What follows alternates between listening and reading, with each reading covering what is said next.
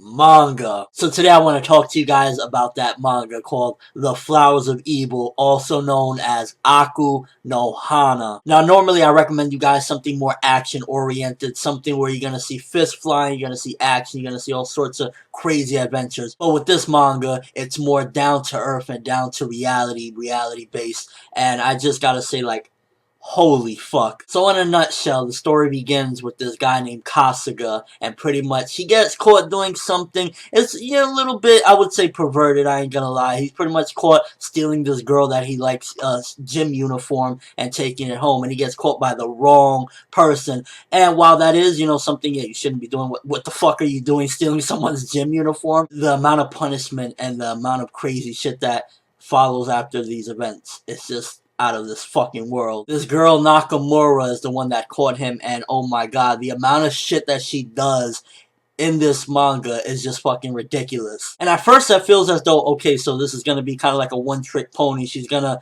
blackmail him and have him do all sorts of fucked up shit and keep on going.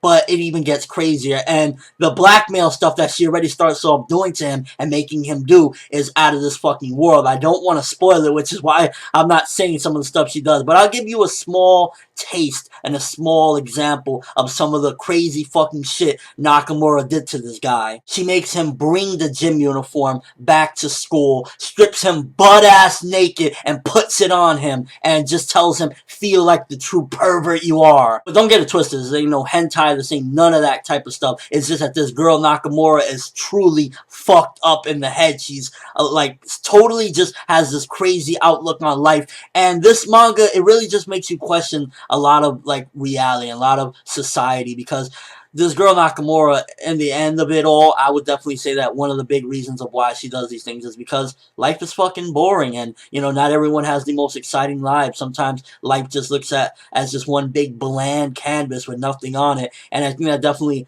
her actions and the way she is, because she tells the teachers, you're a fucking shit face. She tells everyone, you're a shit face, you're a shit bug, and I think that this is just her, like, putting paint on the canvas. The main character, Kasuga, at first, it feels as though he's just some whiny bitch, and I didn't like him. I was like, I don't really give a fuck about this main character. But the amount of progression with this character, and me, I'm personally caught up, so I can tell you firsthand.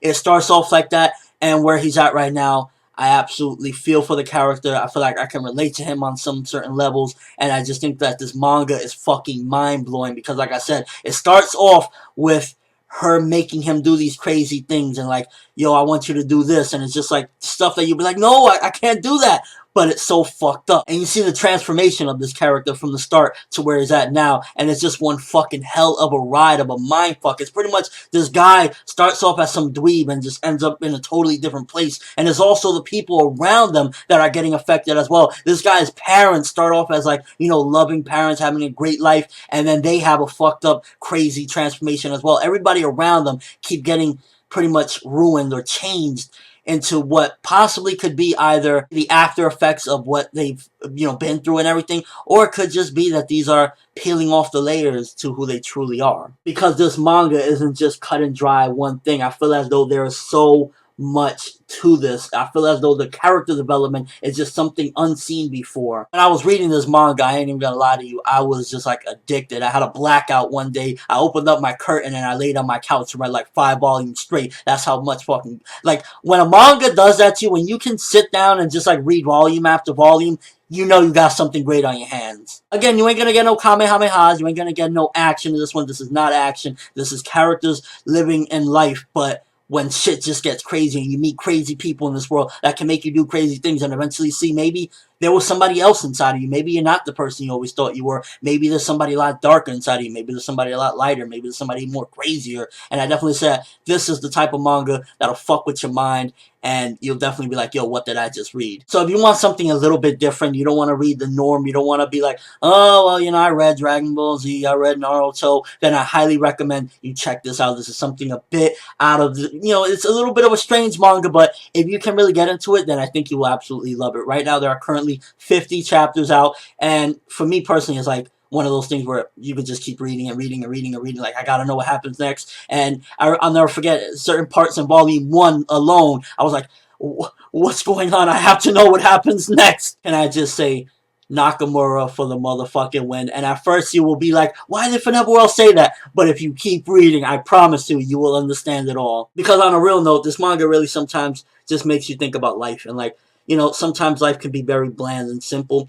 And, you know, maybe you might think that you're this person. You might think, you know, I'm just this boring person. And sometimes it takes some other forces. Sometimes it takes some other people to make you realize that's not what you want out of life. That's not who you are in life. And it really makes you think about life in general. It's really just one of those twisted, crazy manga. But at the same time, it almost feels as though you can, in a way, and in a strange way, live vicariously through some of these characters. It's fucking crazy. Let me know what you think. If you read Flowers of Evil, did you enjoy it? Are you caught up? Do you plan on reading this based off my recommendation? Again, it's something if you want to get a break away from the fights, if you want to get a break away from the superpowers, this is something for you. There is an anime for this, but to be honest with you, in my personal opinion, I highly recommend do not even touch that anime, because what they did was they had live actors pretty much film these scenes and then they drew on them, and this character turns into this character. It's just like totally different. Just picture this girl looking like fucking Fred Flintstone or some shit. They really butchered it, and I absolutely do not like the anime. But if you want to check out an amazing story, then I definitely recommend Flowers of Evil, aka Aku no Hana. That's all I have for this video. Thanks for watching. Hope you enjoyed. Thumbs up for Flowers of Evil, because I promise you, if you get into this manga, it is just fucking a mind fuck, and it really will make you think like, what is this life that I'm living? I'm ForneverWorld, and as always, shitbugs, have an awesome day.